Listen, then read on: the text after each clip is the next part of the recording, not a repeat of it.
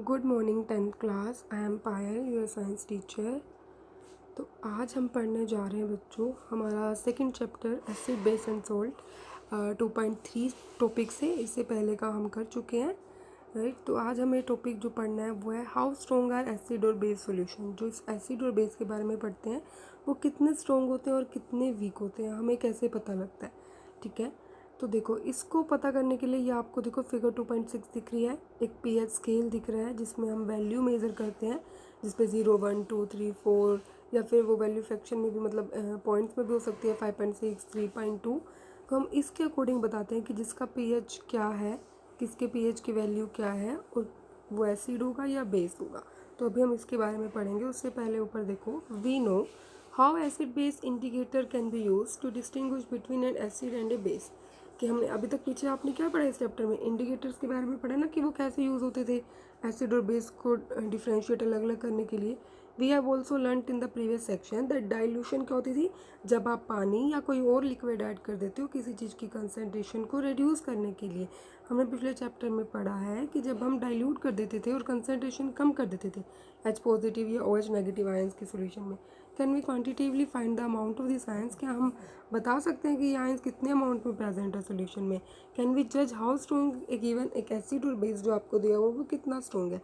We can do this by making use of a universal indicator. हाँ, हम ऐसा कर सकते हैं यूनिवर्सल इंडिकेटर का यूज़ करके। अब यूनिवर्सल इंडिकेटर है कौन सा, which is a mixture of several indicators, जो बहुत सारे इंडिकेटर से मिक्स करके बनाया गया है। The universal indicator show different colours at different concentration. जो हाइड्रोजन आयंस प्रेजेंट है उसकी कंसनट्रेशन जहाँ जहाँ पे कहीं पे कम है कहीं पे ज़्यादा है, तो वहाँ पे वो क्या शो करता है, अलग अलग कलर्स शो करता है। फिर आगे पढ़ो, थर्ड पैराग्राफ क्या कह रहे हैं हमें, a scale for measuring hydrogen ion concentration in a solution called pH scale. वो स्केल जिससे हम हाइड्रोजन आयन कंसनट्रेशन की सोल्यूशन में कंसनट्रेशन निकाल सकते हैं, वो कौन सा स्केल है, पीएच स्केल। अभी देखो पीएच का मतलब क्या है, और पीएच में हमेशा से लिखते बच्चे, पी छोटा एच आपका कैपिटल। जो पी है ना पीएच में, उसका मतलब है पोटेंज। पोटेंज का मतलब होता है पावर, मतलब कितनी पावर, हम बोलते हैं ना कितना स्ट्रॉन्ग है, देखते हैं इसमें कितनी पावर है। तो पी का मतलब यहाँ पे क्या है, पावर। और एच तो आपको पता ही है, हम एच पॉजिटिव आयन की कंसनट्रेशन निकाल रहे हैं, तो एच क्या होगा, एच तो यहाँ हाइड्रोजन आयन के लिए यूज़ होगा, ठीक है। On the pH scale we can measure pH generally from, देखो हम पीएच स्केल पे कहाँ से कहाँ मेज़र करते हैं, 0 to 14, ठीक है। 0 to 14 आपका पीएच रेंज रहती है। PH should be thought of simply as a number which indicates the acidic और basic nature of a solution. PH एक नंबर है जिससे आपको क्या पता लगता है कोई सोल्यूशन एसिड है या बेसिक है। Higher the hydronium ion concentration lower is the pH value. जितनी ज़्यादा एच पॉजिटिव या H3O पॉजिटिव इनकी कंसनट्रेशन ज़्यादा होती है, पीएच वैल्यू उतनी क्या होती जाती है, रिड्यूस होती जाती है, ठीक है। तो अभी पढ़ना था, pH of a neutral solution. कोई भी सोल्यूशन अगर न्यूट्रल है, न्यूट्रल का मतलब क्या होता है, ना वो एसिड है ना वो बेस है, तो उसका पीएच क्या होगा, 7। Value less than 7 on the pH scale represent an acidic solution. जब भी वैल्यू लेस देन 7 होगी वो कौन सा सोल्यूशन होगा, एसिडिक सोल्यूशन होगा। As the pH value increases from 7 to 14, ठीक है। 7 to 14 होगी तो वो कौन सा सोल्यूशन होगा, बेसिक सोल्यूशन होगा। वहाँ पे कौन से आयन की कंसनट्रेशन बढ़ रही है, OH नेगेटिव आयन की कंसनट्रेशन बढ़ रही है। That is increase in the strength of alkali. Alkali क्या होता है बच्चों, बेस को ही हम अल्कली बोलते हैं। Generally the paper impregnated with the universal indicator is use for measuring pH. अब देखो यहाँ पे variation of pH with change in concentration, H positive और OH नेगेटिव आयन की कंसनट्रेशन को जब आप चेंज कर रहे हो तब आपको ये दिया हुआ है, ठीक है। अब देखो ये स्केल पे अच्छे से पढ़ो क्या है। यहाँ पे जब आप चल रहे हो बच्चे, जब आप यहाँ चल रहे हो इस साइड जब आप जा रहे हो, ठीक है, एक पीएच स्केल में इस साइड जा रहे हो, कौन सा आयन बढ़ रहा है, एच पॉजिटिव आयन की कंसनट्रेशन बढ़ रही है। यहाँ देखो कौन से आयन की कंसनट्रेशन बढ़ रही है, ये देखो बढ़ती जा रही है ना कंसनट्रेशन किसकी, एच पॉजिटिव। अगर एच पॉजिटिव आयन की कंसनट्रेशन बढ़ेगी तो आप क्या बोलोगे, कौन सा नेचर इंक्रीज हो रहा है, एसिडिक नेचर इंक्रीज हो रहा है। और जैसे ही आप उस साइड जाओगे, जैसे ही हम इस साइड जाएंगे, तो एच पॉजिटिव आयन की कंसनट्रेशन यहाँ क्या हो रही है, डिक्रीज, कम हो रही है। और इंक्रीज किसकी कंसनट्रेशन हो रही है, OH नेगेटिव की इंक्रीज हो रही है। तो जब जब आपने पढ़ा है एसिड आपको क्या देते हैं, एच पॉजिटिव। जहाँ जहाँ आपको ज़्यादा एच पॉजिटिव मिलेगा मतलब वो ज़्यादा क्या है, एसिडिक है।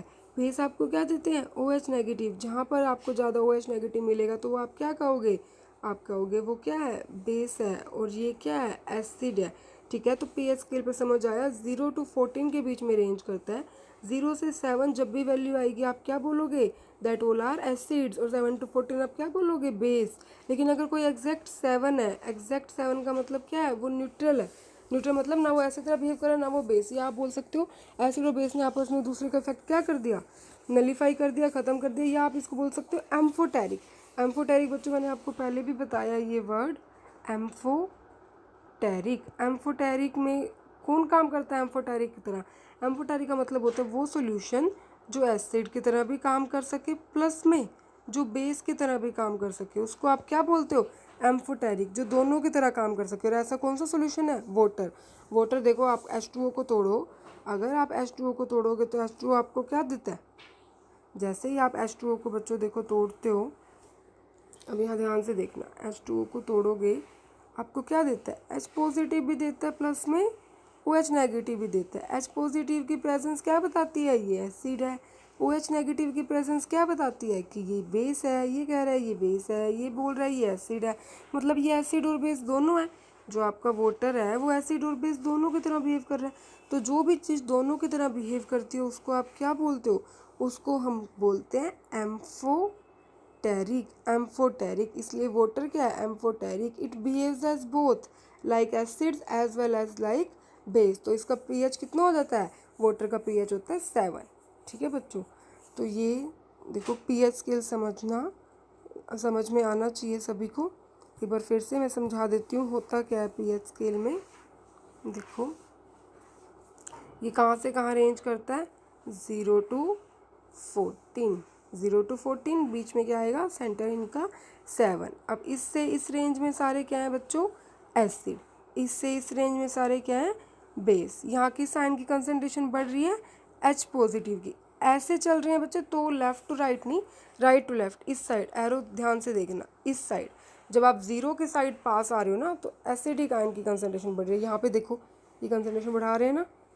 और जब आप इस साइड जा रहे हो लेफ़्ट टू राइट, यहाँ पे किसकी कंसंट्रेशन बढ़ रही है, OH नेगेटिव की, मतलब किसकी, बेस की। या बोलो कि H पॉजिटिव की कंसंट्रेशन क्या हो रही है, डिक्रीज।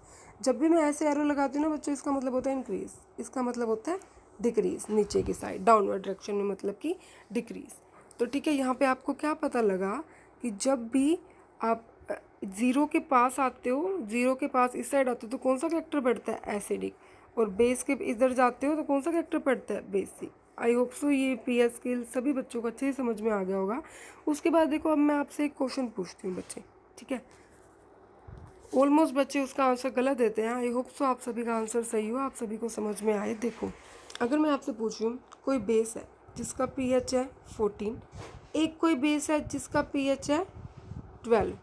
आपको पता है कि ये दोनों बेस हैं, पता होगा ना, क्यों, क्योंकि इनका pH क्या है, 7 से अबव है, 7 से अबव है ना इनका pH, तो ये बेस है। अब मैं आपसे पूछूं कि इनमें से स्ट्रॉन्ग बेस कौन सा है, तो आप मुझे फटाफट से बोलेंगे कि स्ट्रॉन्ग बेस कौन सा है, 14 वाला। ठीक है, 14 वाला क्या है, स्ट्रॉन्ग बेस है। ये एकदम करेक्ट आंसर है। ठीक है, 14 वाला आपका स्ट्रॉन्ग बेस होगा। 12 वाला कहीं यहाँ पे लाई करेगा और 14 वाला यहाँ पे। और हमने पढ़ा जब हम इधर जा रहे हैं तो OH की कंसनट्रेशन क्या हो रही है, इंक्रीज हो रही है। ठीक है, 14 वाला स्ट्रॉन्ग बेस होगा। अब यही सेम क्वेश्चन अगर मैं आपसे एसिड के लिए पूछूं, एसिड के लिए पूछूं, अगर मैं बोल रही हूँ एक एसिड है जिसकी pH वैल्यू 2.2 है, एक मैं बोलूँ कोई एसिड है जिसकी pH वैल्यू 6.8 है। अब बच्चों इनमें से बताओ कि स्ट्रॉन्ग एसिड कौन सा होगा आपके हिसाब से, सोचो जरा, सारे दिमाग लगाओ। फिर अब वैल्यू को देख के नहीं बोल देना कि 6. आप 90% बच्चे यहाँ पे क्या करेंगे, इसकी वैल्यू 6.8 है तो यही स्ट्रॉन्ग एसिड होगा, और यहीं पे आपका आंसर क्या हो जाएगा, गलत हो जाएगा। क्यों, क्योंकि हमने पढ़ा जब हम 0 के पास जा रहे हैं, राइट टू लेफ़्ट जा रहे हैं, तो आपका एसिडिक करेक्टर क्या हो रहा है, इंक्रीज हो रहा है। यहाँ पे देखो ब्लू लाइन कहाँ बढ़ रही है, 0 के पास। तो एसिड वाले केस में, बेस वाले केस में तो बेझिझक बिना देखे कर दो, वैल्यू जहाँ ज़्यादा वहीं बेसिक ज़्यादा। लेकिन जब जब एसिडिक करेक्टर की बात आएगी, एसिड की बात आएगी, वहाँ पे आप क्या करोगे, वहाँ पे आप ये देखोगे कि वैल्यू कम जो है, जो वैल्यू 0 के पास होगी ना वो ज़्यादा एसिडिक होगी। तो इसमें ज़्यादा एसिडिक कौन सी है? 2.2। इसका करेक्ट आंसर क्या है? 2.2। सिर्फ वैल्यू नहीं देख लेनी, 6.8 बड़ी वैल्यू है तो आप यही करेक्ट कर दो कि 6.8। आया समझ में एसिडिक करेक्टर और बेसिक करेक्टर का कॉन्सेप्ट? तो जितनी वैल्यू 0 के पास होगी उसको आप क्या बोलोगे? उसको आप बोलोगे कि वो ज़्यादा एसिडिक है और ये वाला लेस एसिडिक है। अब तुम खुद सोच के देखो बच्चों, 7 के जब हम पास पहुंच रहे हैं ना, यहाँ पे बेसिक करेक्टर शुरू हो रहा है। अब 6.8 कहीं यहाँ पे वैल्यू आएगी, यहाँ आएगी 7 के पास, तो हम यहाँ इस साइड कौन सा करेक्टर बढ़ रहा है? बेसिक करेक्टर आ रहा है ना, तो वो स्ट्रॉन्ग एसिड कैसे हो सकता है? ठीक है, थोड़ा थोड़ा बेसिक करेक्टर मिलना शुरू हो जाएगा। इसीलिए इधर लेफ्ट हैंड साइड पे acidic character, right hand side पे मूव कर रहे हैं तो basic character. I hope so ये आपको अच्छे से समझ में आ गया होगा। ठीक है, उसके बाद देखो अब हम नेक्स्ट पेज पे चलते हैं। नेक्स्ट पेज पे आपको पढ़ना है कि पीएच का यूज़ क्या क्या होता है। ठीक है, ये आपका नेक्स्ट पेज यहाँ पे 28। एक मिनट बच्चे, मैं चेक कर लेती हूँ कौन सा पेज है next. How strong are acid और बेस सोल्यूशन, कि एसिड और बेस सोल्यूशन कैसे स्ट्रॉन्ग होते हैं। उसके बाद है what is the pH of soil in, ये हो सकता है एक पेज आपका बीच में और भी हो, इसमें जो आपके इसके यूजेस आएंगे, एक बार ये यूजेस देख लो। What is the pH of soil in your backyard. आपके बैकयार्ड मतलब आपके पीछे अगर कोई बगीचा है या आपके घर के पीछे जो मिट्टी है वहाँ पे सोयल का पीएच क्या है? सोयल का पीएच क्या होगा? देखो, plants require specific pH range for their healthy growth. Plants को भी, जो आपके पेड़ पौधे हैं ना, उनको भी एक स्पेसिफिक पीएच की रेंज चाहिए होती है। ठीक है, प्लांट्स को भी क्या चाहिए होता है? एक स्पेसिफिक पीएच रेंज चाहिए होती है उनकी हेल्दी ग्रोथ के लिए। ठीक है, to find out the pH required for healthy growth, कि आपको किसी की अच्छी ग्रोथ के लिए पीएच कितना चाहिए प्लांट का। आप क्या कर सकते हो? मिट्टी कलेक्ट करो अलग अलग जगह से, पीएच चेक कर लो। ठीक है, एक्टिविटी 2.12 के अकॉर्डिंग आप नोट डाउन कर सकते हो कौन से प्लांट जो है ग्रोइंग हो रहे हैं किस रीजन में, जहाँ जहाँ आपने मिट्टी कलेक्ट किया। देखो एक्टिविटी 2.2 देखेंगे सभी बच्चे। एक्टिविटी 2.2 देखो, एक्टिविटी 2.2 में क्या है? 2.12 सॉरी, आपने 2 ग्राम सोयल ली है, टेस्ट ट्यूब में 5 ml उसमें पानी डाला, मिट्टी में क्या डाला? पानी डाला, शेक मतलब कॉन्टेंट्स को हिलाया, फिर आपने क्या किया? फिल्टर करा, और फिल्ट्रेट को जो आपका बचा उसको एक टेस्ट ट्यूब में ले लिया। पीएच आपने इस फिल्ट्रेट का चेक करना है। यूनिवर्सल इंडिकेटर पेपर कौन सा है? पीएच से। पीएच जो आप चेक करो पीएच स्केल से। But can you calculate about the ideal सोएज pH for the growth of plants. आपको क्या लगता है पीएच की रेंज आपके जहाँ आप रहते हो वहाँ प्लांट्स के ग्रोथ के लिए मिट्टी की कितनी पीएच वैल्यू होनी चाहिए ताकि उनकी प्रॉपर ग्रोथ हो सके? अब देखो pH in your digestive system, ये बहुत इंपॉर्टेंट है। सभी बच्चों को पता है कि हमारे स्टमक में कौन सा एसिड होता है? HCl, जो हमारी किस में मदद करता है? डाइजेशन में मदद करता है। तो it is very interesting to note that our stomach produce hydrochloric acid. हमारा पेट कौन सा एसिड प्रोड्यूस करता है? Hydrochloric acid. Hydro for hydrogen and chloric for chlorine. It helps in the digestion of food without harming the stomach. Stomach को बिना कोई नुकसान पहुंचाए क्या करता है? फूड को पचाने का काम करता है। During indigestion the stomach produces too much acid. अगर आपका कई बार बोलते हैं ना खाना डाइजेस्ट नहीं हुआ, इसका मतलब क्या होता है? आपके स्टमक ने बहुत ज़्यादा हाइड्रोक्लोरिक एसिड प्रोड्यूस कर दिया, जिस वजह से आपको क्या होता है? या तो बच्चों पेन होने लग जाती है, पेट में इरिटेशन होने लग जाती है।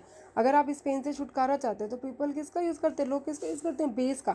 देखो ये तो हमें पता है कहीं पे भी एसिड ज़्यादा है, आपको उसके इफेक्ट को कम करना है, आप क्या लेके आओगे? पॉजिटिव चीज़ ही लेके आओगे ना। कहीं पे पॉजिटिव चार्ज ज़्यादा है, आपको पॉजिटिव चार्ज को कम करना है, आप नेगेटिव चार्ज ही लेके आओगे। सिमिलरली एसिड ज़्यादा है, आप बेस लेके आओगे। एसिडिटी से आपको छुटकारा पाने के लिए आप किस चीज़ का यूज़ करते हो? बेस, जिसको क्या बोलते हो? एंटा एसिड। एसिड के उल्टे को क्या बोलोगे? Antacid. On such remedy one such remedy must have been suggested by you at the beginning of this chapter. ऐसे आपने स्टार्टिंग में भी पढ़ी थी। दिस एंटा एसिड, ये एंटा एसिड यूज़ किस लिए होते हैं? Neutralise the excess acid. जो ज़्यादा एसिड आपके पेट में बन गया ना, उसको इफेक्ट को ख़त्म करने के लिए क्या क्या यूज़ होते हैं? देखो, magnesium hydroxide, milk of magnesium जिसको बोलते हैं, ये एक बेस है। मैग्नीशियम हाइड्रोक्साइड का फॉर्मूला क्या है? MgOH twice. ये आपका MgOH ट्वाइस, इसका यूज़ कर सकते हैं हम। ठीक है, इस पर्पज़ के लिए हम यूज़ कर सकते हैं। किस पर्पज़ के लिए? अगर आपके पेट में एसिडिटी ज़्यादा हो गया है, आपको उसको कम करना है आपको, तो आप क्या करते हो? इसका यूज़ करते हो। अब pH changes as the cause of tooth decay. देखो टूथ डिके क्या हुआ? जब आपके मतलब दांत वगैरह टूटने लग जाते हैं या ख़राब होने लग जाते हैं, उसमें आपने देखा ना, हम बोलते कीड़ा लग गया दांत में, कैविटी होगी, वो क्या बोलता है? देखो टूथ डिके स्टार्ट से कब स्टार्ट होता है? जब आपके माउथ का पीएच 5.5 से भी कम हो जाए। आपका जो मुंह है, मुंह में जो pH वैल्यू रहती है वो 5.5 से बिलो हो जाएगी तो आपके दांत क्या होने शुरू हो जाएंगे, खराब। टूथ इनेमल, जो टूथ इनेमल होती है ना वो कैल्शियम फॉस्फेट की बनी होती है, कैल्शियम फॉस्फेट की बनी होती है, हार्डेस्ट सब्सटेंस। वो तो ये चीज़ और रट लो, बहुत बच्चों को 99% बच्चों को लगता है कि हमारे शरीर में जो हार्डेस्ट सब्सटेंस है ना वो हमारी हड्डी है, बट नहीं, हमारे शरीर में जो हार्डेस्ट सब्सटेंस है वो हमारा टूथ इनेमल है। दांत में हमारा क्या होता है, सबसे ज़्यादा हार्डेस्ट सब्सटेंस माना जाता है जो आपकी जो पोर्शन होता है पीछे जाड़ में। It doesn't dissolve in water, ये पानी में डिजोल्व नहीं होता, बट इस करोडेड, करोडेड का मतलब है ख़राब होने लग जाता है जब आपका माउथ का pH 5.5 से कम हो जाए। अब बैक्टीरिया जो आपके माउथ में प्रेजेंट होते हैं वो एसिड प्रोड्यूस करते हैं, किससे, जैसे आपने चीनी खाई या और फूड पार्टिकल्स खाए, आपके मुंह में लगे रह गए, ठीक है, वो साफ़ नहीं हुआ मुंह अच्छे से खाने के बाद। तो best way to prevent this, आपको सबसे अच्छा वे क्या है, अगर आप नहीं चाहते कि आपके मुंह की pH वैल्यू 5.5 से कम हो, बैक्टीरिया एसिड प्रोड्यूस करे, क्या है, to clean the mouth after eating food. जैसे ही आपने खाना खाया ना, खाना खाने के बाद आप कुल्ला बोलते हैं ना, हम कुर्ली करो, ऐसे बार बार क्यों बोलते हैं, ताकि आपके दांतों पे, आपके उस पर कुछ भी लगा ना रह जाए, कुछ भी का मतलब, अगर चीनी या सिर्फ चॉकलेट से ही कीड़े नहीं लगते बच्चों, ये जो दिमाग में होता है ना, चॉकलेट खाया है, मीठा खाया है, तो पेरेंट्स बोल देते हैं ना ये बहुत टॉफ़ी खाता है इसलिए इसको कीड़े लग गए, ऐसा नहीं होता। सिर्फ टॉफ़ी चॉकलेट से कीड़े नहीं लगते, हाँ उसमें जो क्वांटिटी होती है ना शुगर की वो बहुत ज़्यादा होती है। आप नॉर्मल कोई और फूड खा रहे हैं, मे बी वो नमकीन भी हो सकता है, उससे भी आपके मुंह में बैक्टीरिया पैदा हो जाए, वो आपके जब खाना लगा रहता है ना दांतों में, उस वजह से प्रॉब्लम होती है, ठीक है। तो आज से अपनी रूटीन बना लो, सभी ने क्या करना है, खाना खाने के बाद कुल्ली करनी ही करनी है, ताकि आपके दांत क्या रहे, साफ़ रहे, आपके दांतों का pH 5.5 से कम ना हो। और इसके बाद देखो आप टूथपेस्ट यूज़ करते हो, हमारे अगर मुंह में एसिड प्रोड्यूस हो गया, हम क्या करते हैं, टूथपेस्ट अच्छा यूज़ करो तो वो बेसिक होता है, बेसिक होता है तो एसिड के इफेक्ट को कम करता है, neutralise the excess acid and prevent tooth decay से आपको बचाता है। अब देखो self defence by animals and plants through chemical warfare, मतलब एनिमल्स और प्लांट्स भी अपना खुद का बचाव करते हैं केमिकल रिएक्शन से। क्या आपको कभी हनी बी ने काटा, हनी बी क्या होती है, मधुमक्खी, ऑलमोस्ट सभी बच्चों को देखो एक आधी बार तो मधुमक्खी ने काटा ही होगा। हमें क्या होता है कि इतनी इरिटेशन लग जाती है, कई बार तो बाजू सूज जाती है, कहीं पे भी काटे वो रेड हो जाती है जगह। बी स्टिंग लीज क्या करती है, जो बी स्टिंग होती है ना मधुमक्खी होती है, वो भी क्या करती है, आप पे एसिड छोड़ देती है, एक एसिड छोड़ देती है जिससे आपको पेन होता है और इरिटेशन होता है। फिर अगर आप वहाँ पे मिल्ड बेस का यूज़ करते हो, जैसे बेकिंग सोडा एक बेस है, बेकिंग सोडा का फॉर्मूला क्या था, अभी आगे आप पढ़ोगे, बेकिंग सोडा आपने अभी नहीं पढ़ा, NaCO3 बेकिंग सोडा का फॉर्मूला होता है ऑन द स्टंग एरिया, जहाँ पे आपको कट है, अगर आप वो लगाते हो ना आपको रिलीफ मिलता है, मतलब थोड़ा एहसास मिलता है। ऐसा क्यों होता है, बेकिंग सोडा क्या है, बेकिंग सोडा एक बेस है, आपके पास एसिड, आपको मधुमक्खी ने छोड़ के एसिड, आपके काटने के बाद एसिड छोड़ दिया, वहाँ बेस लगाएंगे आपको राहत मिलेंगी। Stinging hair of a needle is inject methanoic acid causing burning pain. Needle is क्या होता है बच्चों, एक पौधा होता है कांटेदार, जिसपे कांटेदार सी लगी होती है ऐसे, अगर वो आपको काट जाता है ना, वो आपको लग जाता है, तो वो भी क्या करता है आपके अंदर मिथानोइक एसिड छोड़ देता है, जिससे आपको कहाँ लग जाता है, पेन होने लग जाता है, ठीक है। तो यहाँ पे आप क्या यूज़ करते हो, बेस का यूज़ करते हो। अब देखो उसके बाद आपको कुछ चीज़ें दी हैं, ये टेबल सभी बच्चों को लर्न करनी है, टेबल 2.2 बता रही हूँ मैं सभी को, ये आपकी 2.2 वाली जो टेबल है ये अच्छे से लर्न करनी है। 2.3 सॉरी, विनेगर में कौन सा एसिड होता है, एसिटिक एसिड। ऑरेंज में खट्टी चीज़ों में ऑलमोस्ट सिट्रिक एसिड होता है, लाइक ऑरेंज, लेमन, इन दोनों में सिट्रिक एसिड मिलेगा। टैमारिन क्या होता है बच्चों, इमली, इमली में कौन सा एसिड होता है, टार्टेरिक एसिड। टोमेटो में ऑक्जेलिक एसिड। जो ये सोर मिल्क आगे दिया हुआ है, सोर मिल्क की बात करते हैं, कर्ड की बात करते हैं, उसमें लैक्टिक एसिड होता है। लेमन में भी सिट्रिक एसिड आएगा। आंट स्टिंग और नीडल स्टिंग, इनमें मिथानोइक एसिड। इन सबके फॉर्मूले अलग अलग होते हैं बच्चों, जैसे किसी का होगा CH3COOH, किसी का होएगा CHCH अलग तरह से, ऑक्जेलिक अलग है, एसिडिक अलग है। बट आपकी लेवल पे फॉर्मूलाज पे आपको नहीं जाना है, आपको सिर्फ किस पे जाना है, आपको सिर्फ और सिर्फ ये जो इनका नेम दिया हुआ है इसी का बारे में पता करना है। और जैसे ही आपका चैप्टर जहाँ तक हो जाता है ना बच्चों, उसके नीचे जो भी क्वेश्चन दिए होते हैं, लाइक देखो यहाँ ये 4 क्वेश्चन दिए हैं, पहले भी जितना मैंने कराया होगा वहाँ भी कुछ क्वेश्चन आए होंगे, तो आप लोग ट्राई किया करो, आप उसको पढ़ा करो, मुझे क्वेश्चन आंसर है ना आप उसको रीड आउट किया करो, ठीक है, समझने की कोशिश किया करो, आंसर्स फाइंड आउट करने की कोशिश किया करो। उसके बाद क्या देखो, more about salt. Previous section में आपने पढ़ा सोल्ट की फॉर्मेशन बड़ी अलग अलग रिएक्शन से, सबसे बेसिक कौन सी थी, acid plus base, salt plus water. Let's understand more about the preparation and properties and uses के बारे में अब हम आगे बढ़ते हैं, ठीक है। तो ये कुछ फैमिली ऑफ सोल्ट्स। अब आपको क्या पढ़ना है बच्चों, आपको 5 से 6 कंपाउंड पढ़ने हैं, जिनका नाम है bleaching powder, baking soda, sodium hydroxide, plaster of Paris, gypsum. आपको ये सब चीज़ें पढ़नी है। ये सब चीज़ें हैं क्या, ये सब चीज़ें आपके, इनकी प्रिपरेशन मेथड, ये सोल्ट है, इनकी प्रिपरेशन मेथड्स आप पढ़ोगे, ठीक है। इनकी प्रिपरेशन मेथड्स पढ़ने के बाद आप इनकी यूजेस पढ़ोगे, इनका नेम पढ़ोगे, इनकी कॉमन रिएक्शंस पढ़ोगे। तो ये हम अपने नेक्स्ट चैप्टर में स्टार्ट करेंगे यहाँ से, ठीक है। जो ये फैमिली सोल्ट्स में एक्टिविटी दी हुई है कि अलग अलग फॉर्मूले सोल्ट्स के आपको दिए हैं, देखो पोटेशियम सल्फेट, सोडियम सल्फेट, कितने सारे ये दिए हैं, आप ये रीड आउट कर सकते हो। आइडेंटिफाई इन एसिड और बेस को पहचानो, ठीक है, कि कौन सा एसिड है कौन से बेस है। जो सोल्ट्स की सेम पॉजिटिव और negative radical are said to be, जो सेम देंगे आपको, जैसे सेम ग्रुप देंगे वो आप बोलोगे सेम फैमिली से बिलोंग करते हैं। जैसे NaCl Na2SO4 है, Na पॉजिटिव दे रहे हैं आप बोलोगे सोडियम साल्ट की फैमिली है।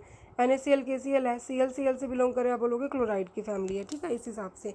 अब pH ऑफ सोल्ट, जैसे अब बहुत सारे आपने सोल्ट के सैंपल देखो दिए हुए एग्जाम्पल कलेक्ट कर लिए, इनकी सोलिबिलिटी वाटर में चेक करोगे सारे सोल्यूबल हैं या नहीं है। डिस्टिल्ड वाटर कौन सा होता है बच्चों, जो फ्री फ्रॉम आयंस होता है, इसमें आयंस नहीं होते, ठीक है, बिल्कुल प्योर होता है। फिर आपने इनका एक्शन चेक करना है लिटमस पे, या फिर इनका pH निकालना है। pH से पता लग जाएगा कौन से एसिड है कौन से बेस है कौन से न्यूट्रल है। जिनका 7 आएगा न्यूट्रल है, 7 से कम आएगा एसिड है, 7 से ज़्यादा आएगा आप क्या बोलोगे बेस है। फिर आपका एसिड और बेस निकाल का यूज़ करके क्या बनाना, एसिड प्लस बेस क्या बनाते हैं, सोल्ट प्लस वाटर। फिर आपको ऑब्जर्वेशन अपनी नोट करनी, कौन सा सोल्ट बना, pH वैल्यू क्या आई, कौन सा एसिड यूज़ किया, कौन सा बेस। जो सोल्ट होंगे किसी भी स्ट्रॉन्ग एसिड के और स्ट्रॉन्ग बेस के न्यूट्रल होंगे, pH value 7।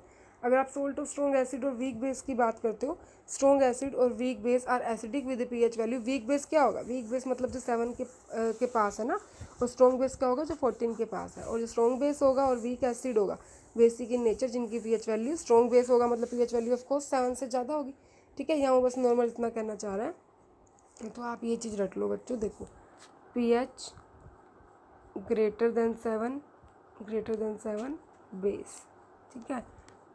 pH less than 7 मतलब एसिड, और pH इज इक्वल टू 7 मतलब कि न्यूट्रल। ये चीज़ सभी बच्चों को पता होनी चाहिए। यही हमने आज pH के बारे में पढ़ा है, किस में कौन सा एसिड प्रेजेंट होता है, किस सब्सटेंस में इतना पढ़ा है। बाकी हम केमिकल्स फ्रॉम कॉमन सोल्ट और इसको आगे बनाना कैसे है ये हम हमारे नेक्स्ट चैप्टर में करने वाले हैं। सॉरी मतलब नेक्स्ट वीडियो जब हमारा नेक्स्ट पार्ट आएगा उसमें। तो अभी तक के लिए सभी बच्चों का काम यही है कि इतने जितना आपका चैप्टर हो चुका है अच्छे से रिवाइज़ करो, अच्छे से पढ़ो। तब तक के लिए stay home, stay safe, take care.